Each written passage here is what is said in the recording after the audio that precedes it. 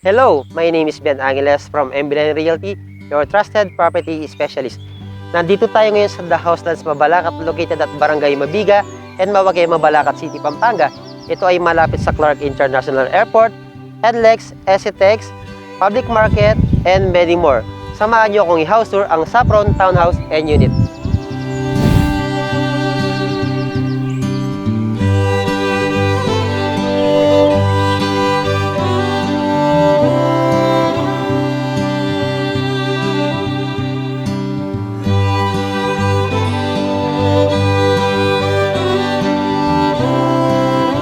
This is the Saffron Townhouse and Unit. So ito yung N unit, si Townie naman ang kanyang kadikit na inner unit. So ang ibig sabihin nga pala ng townhouse is more than 2 units na magkakadikit and then 2-story na rin sila. So si Saffron is meron siyang lot area na 88 square meter, 3 bedrooms, 2 toilet and bathroom, 1 powder room and 1 carport. So tara, samahan niyo ako.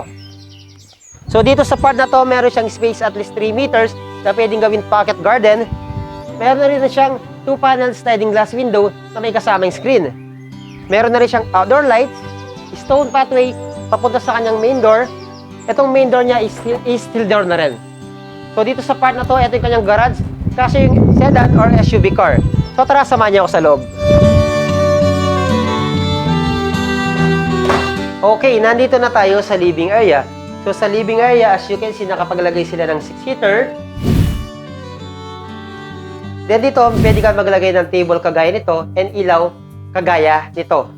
So dito naman, meron siyang 2-panel sliding glass window na may kasama na rin screen. Naglagay sila ng side table dito na pwede mong gayahin. And dito, meron siyang storage room. Meron na rin siyang mga electrical socket na kasali sa living area. Dito, pwede ka maglagay ng TV and table kagaya nito. So dito naman, naglagay sila ng cabinet and mirror para magmukhang mas malaki tignan ang bahay. Ito naman yung kanyang dining area, kasya yung 4-seater or even 6-seater. Dito naman, meron siyang 2-panel sliding glass window na may kasama ng screen and lights sa part na to. So, tignan naman natin yung kanyang kitchen. So, ito yung kitchen na L-shaped type, built-in cabinet, even dito meron siyang cabinet, and naka-granite na rin yung countertop. Stainless na rin yung kanyang faucet and sink. Pwede kang maglagay ng refrigerator dito sa area na to or accessories sa part na to. And even dito, meron pa siyang space. Nasa inyo kung anong gusto yung ilagay. And dito, meron siyang 2-panel sliding glass window. Check naman natin yung kanyang powder room. So sa powder room, nakatiles na siya. Water closet, wall hang lavatory, stainless faucet, and meron siyang sliding glass sa part na to. Check naman natin yung kanyang back area. So sa back area, ang gamit nila dito sa door is steel door na rin. Tara, samahan niyo ako sa likod. Nandito na tayo sa likod ni Saffron Townhouse and Unit.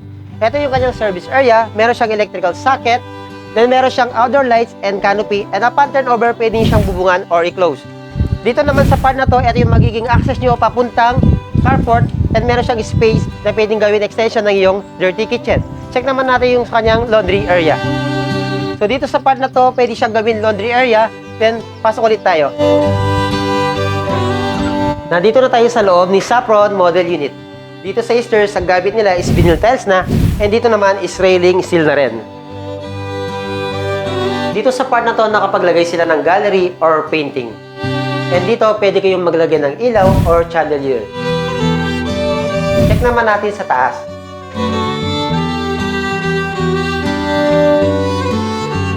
Ito yung kanyang common toilet and bath sa taas. So, meron siyang water closet, wall hang lavatory, and stainless. Steel na rin yung kanyang shower. Check naman natin yung bedroom 1.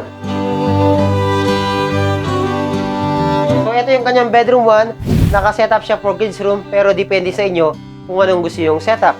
Kasya yung single bed or double bed.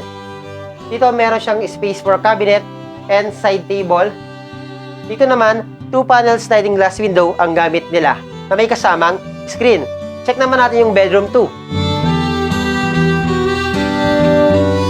So, ito yung bedroom 2. Naglagay sila ng single size bed. Kasya rin yung double size bed. Dito, meron siyang space for cabinet and kahit ano pang gusto yung ilagay, meron pa rin siyang space sa area na to. 2-panel sliding glass window na may kasamang screen And meron na rin siyang electrical socket for your aircon. Check naman natin yung master's bedroom.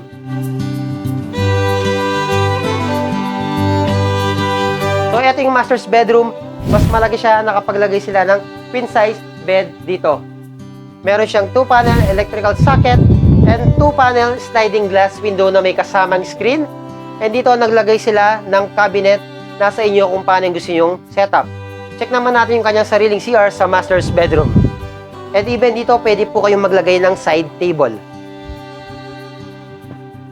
So, ito yung CR niya sa taas. Naka-tiles po siya from floor to ceiling. Water closet, wall hang lavatory, and stainless na rin po yung kanyang rain shower. So, spacious, maluwang ang kanyang sariling CR dito sa taas or master's bedroom. Again, my name is Ben Angeles from MBN Realty, your trusted property specialist. Thank you for joining me in this house tour. Bye! God bless!